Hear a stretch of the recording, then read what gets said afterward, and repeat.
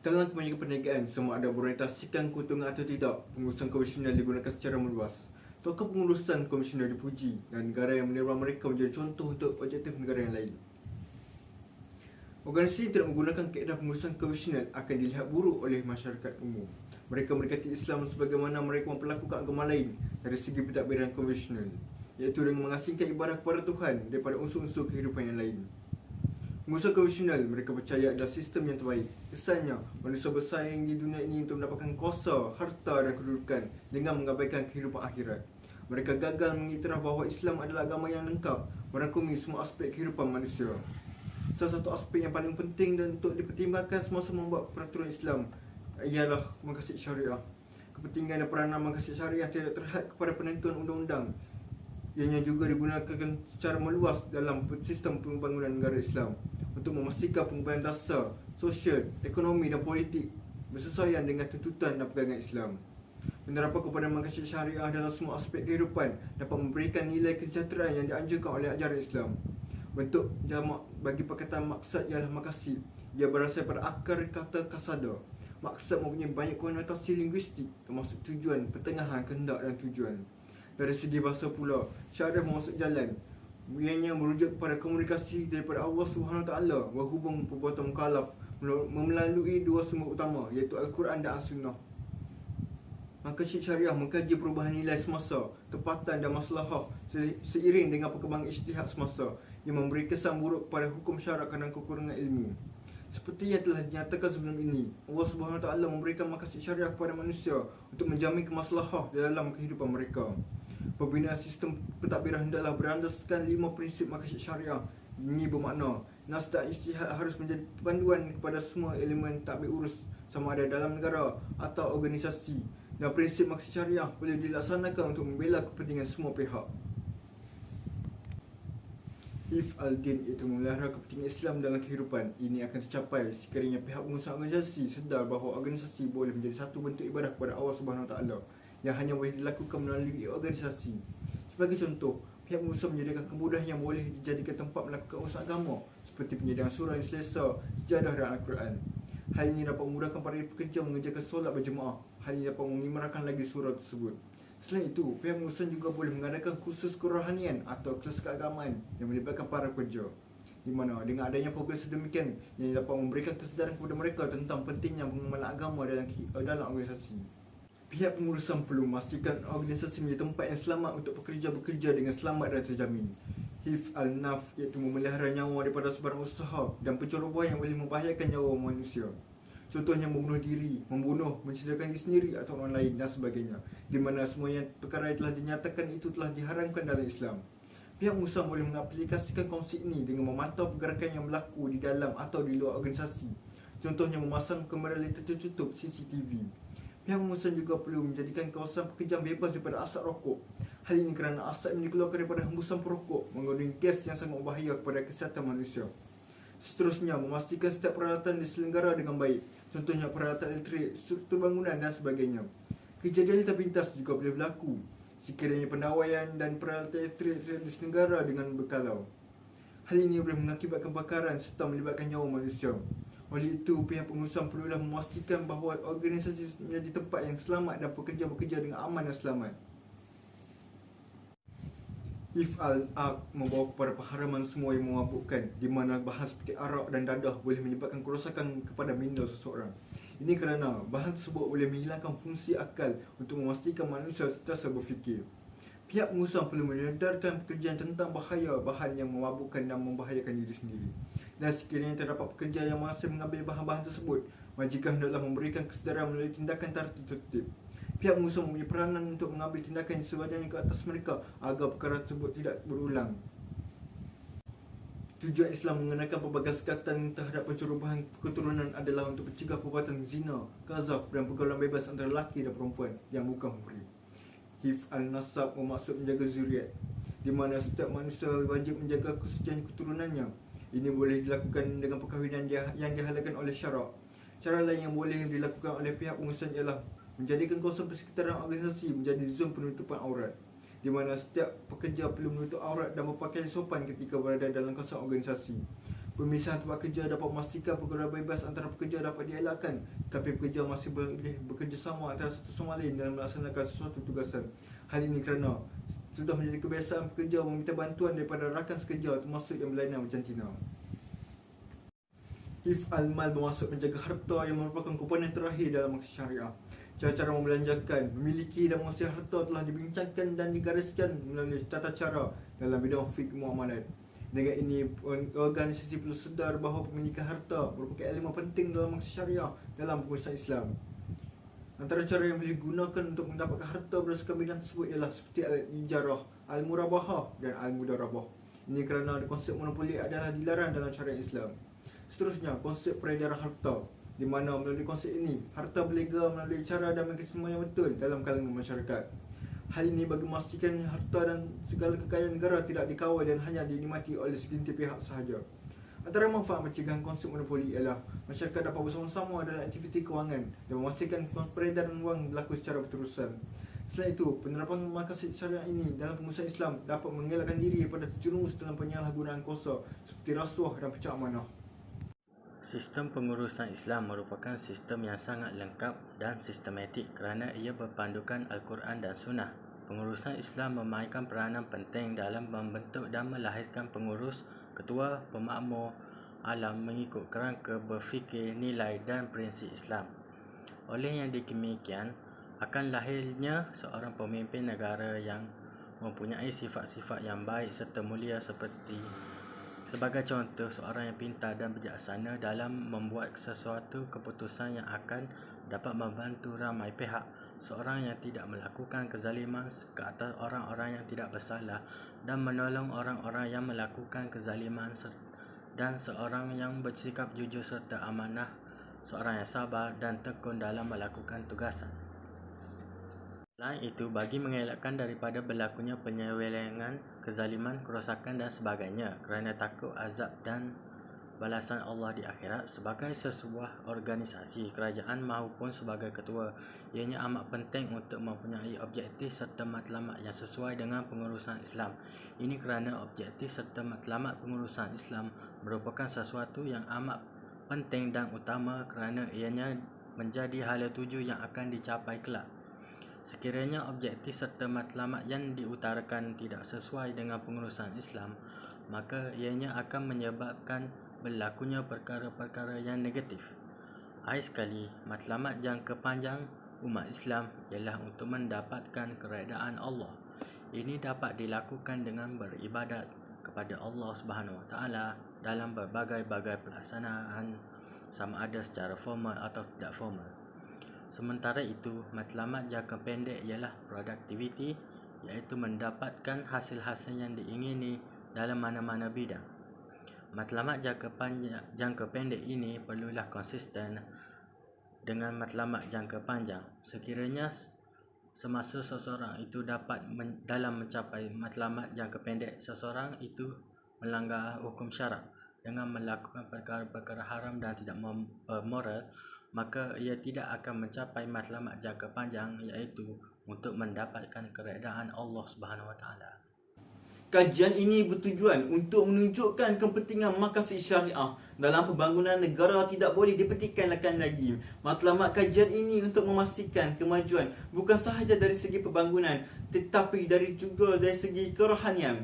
Antara perkara yang boleh dinyatakan ialah kepentingan mempunyai pemimpin yang berkebolehan, iaitu seorang pemimpin yang mengikut hukum Allah Subhanahu Wa Taala dengan melaksanakan pemerintahan dengan keimanan dan kepintaran, dengan menjaga kepentingan rakyatnya dengan baik.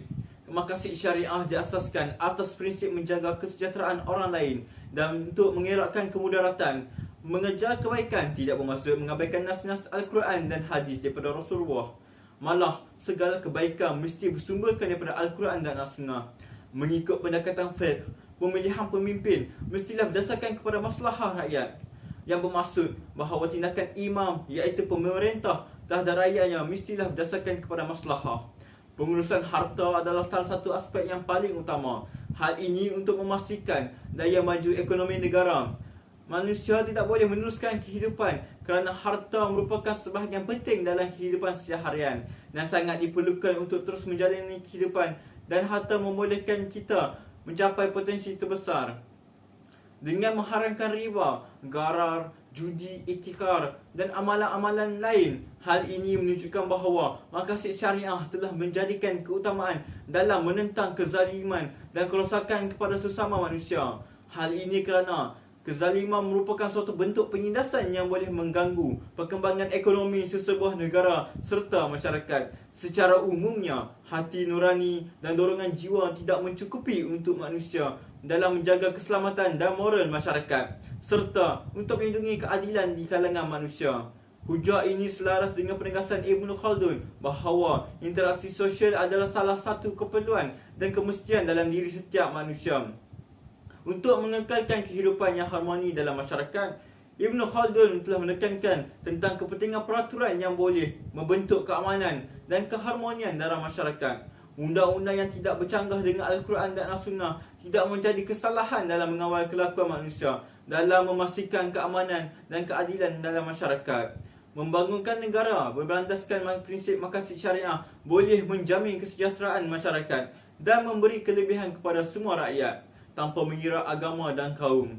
Sudah menjadi teras utama dalam menggunakan maqasid syariah dalam sesebuah negara untuk menjadi negara yang aman dan makmur serta mendapat keredaan Allah Subhanahu Wa Taala berdasarkan kepada konsep keadilan untuk semua orang. Kajian ini membincangkan tentang idea dan etika Islam yang boleh digunakan dalam pengurusan Islam. Untuk menyampaikan pengurusan yang cemerlang dan berkualiti, pengurusan Islam perlu berdasarkan di atas paksi Al-Quran dan As-Sunnah dengan integrasi pelbagai ilmu. Dalam pengurusan Islam, objektif utama agar keredaan Allah Subhanahu Wa Taala dapat dicapai. Pengurusan Islam memainkan peranan penting dalam meningkatkan kecakapan mengurus sumber asli, mewujudkan moral dan etika dan mempromosikan etika Islam. Contohnya, dengan pendekatan Islam lebih sesuai dengan inisiatif pemeliharaan alam sekitar. Komponen pengurusan Islam yang berbeza banyak dilaksanakan dalam sesebuah organisasi. Tauhid, kerja berpasukan, kejujuran, tanggungjawab, belas kasihan, amalan syura dan amanah hanyalah beberapa contohnya. Berdasarkan Al-Quran dan As-Sunnah, pengurus yang bertanggungjawab mempunyai kepimpinan, mempunyai ilmu dan mengamalkannya dalam pengurusan, mempunyai kepemimpinan yang tinggi dan istiqamah adalah penting dalam pengurusan Islam. Prinsip dan etika pengurusan Islam akan menghasilkan pengurusan yang cemerlang, malah memberi kesan positif kepada keseluruhan organisasi seperti membentuk diri yang lebih tekun, sabar dan sentiasa bertawakal kepada Allah Subhanahu Wa Taala. Sebenarnya, penyelidikan ini telah menunjukkan bahawa ciri-ciri pengurusan Islam seperti accountability, merendah diri, takwa, keadilan, kesabaran dan kejujuran mempunyai pengaruh yang signifikan. Kerjasama, dedikasi, kejujuran, saling menghormati, mengekalkan persekitaran yang bersih dan bersemangat semuanya menyumbang kepada pembentukan budaya positif dalam mencapai sesuatu matlamat. Beberapa cadangan untuk memantapkan sistem pengurusan agar kekal berbaksikan kepada nilai-nilai Islam sepanjang masa. Antara cadangannya termasuklah tanggungjawab pengurus untuk memastikan setiap pekerja organisasinya mengikut ajaran Islam, membetulkan matlamat melakukan sesuatu dengan jujur kerana Allah Subhanahu Wa Taala dan memupuk kesedaran tentang tanggungjawab melaksanakan kewajipan dengan bersungguh-sungguh. Analisis kandungan merupakan asas kepada metode kajian ini, di mana kajian ini dilihat berdasarkan kualitatif. Artikel jurnal dan prosiding dan laman web yang berkaitan merupakan contoh bahan yang dijadikan sebagai sumber rujukan untuk pengumpulan maklumat kajian ini, di mana ianya wujud secara bertulis. Segala data yang dikumpulkan dianalisis bagi memastikan bahawa ianya sesuai dengan kajian yang dilakukan. Hal ini bagi memastikan pengaplikasian maqasid syariah dapat dilakukan serta diperhatikan dalam pengurusan Islam. Kajian ini bertujuan untuk mengetahui hubungan syariah dengan pengurusan. Matlamat kajian ini adalah untuk memberikan takrifan baru bahawa pengurusan Islam boleh digunakan untuk maqasid syariah. Antara hasil dapatan yang diperolehi yang bersumberkan daripada bahan bertulis seperti jurnal artikel dan media massa ialah prinsip maqasid syariah mempunyai 5 asas, iaitu menjaga nyawa agama, nyawa, akal, keturunan dan harta untuk kesejahteraan hidup umat manusia. Menjaga agama merupakan prinsip maqasid syariah yang pertama. Kepentingan agama Islam perlu diletakkan di tempat yang utama dan tertinggi oleh pengurusan Islam. Kedua, pemeliharaan nyawa adalah memelihara nyawa dan menganggap bahawa nyawa adalah amanah daripada Allah Subhanahu Wa Taala yang perlu dijaga. Pengurusan bertanggungjawab memastikan semua pihak yang berada di dalam organisasinya selamat dan perlu memastikan bahawa struktur bangunan perlu diperiksa secara berkala bagi mengelakkan kejadian yang tidak diingini berlaku. Seterusnya, pemeliharaan akal bermaksud memberi perlindungan kepada akal manusia dari perkara-perkara yang boleh merosakkan akal fikiran, iaitu memelihara dan memupuk nilai-nilai murni dan mencari ilmu pengetahuan yang bermanfaat serta perlu menjauhi segala perkara yang boleh merosakkan akal fikiran. Seterusnya, konsep memelihara keturunan iaitu melibatkan perlindungan dan pemeliharaan keturunan. Hal ini kerana keturunan wajib dipelihara demi menjaga sistem sosial dalam masyarakat. Sekiranya keturunan tidak dijaga dengan baik, kita akan menyebabkan keturunan akan menjadi rosak serta akan mengakibatkan struktur sosial akan menjadi kacau bilau. Selain itu, memelihara harta bermakna melindungi harta yang dimiliki daripada kehancuran dan dari peralihan harta ke tangan orang yang lain dengan cara yang tidak sah. Contohnya, dirompak, dicuri dan sebagainya. Hasil yang diperolehi ialah pengurusan ialah satu elemen penting di dalam mengendalikan sesebuah organisasi. Jatuh bangun sesebuah organisasi, cemerlang ataupun tidak adalah bergantung kepada pengurusan yang cekap dan berkesan. Malah, pengurusan yang cekap adalah perlu untuk kemajuan dan kemakmuran negara.